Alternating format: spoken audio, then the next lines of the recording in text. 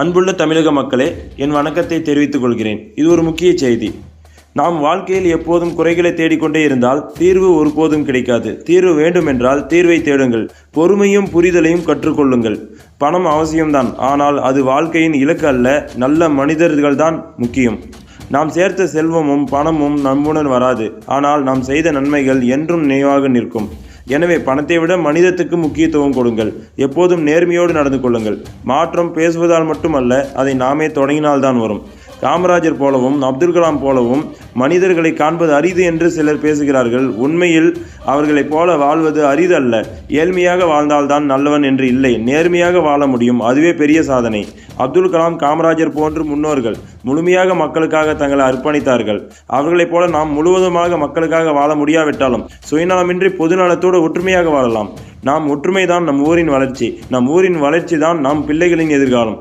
அந்த எதிர்காலம் எங்கே? தூரத்தில் இல்லை, அது நம் கையில் தான் இருக்கிறது. அதை நாமே உருவாக்க முடியும்.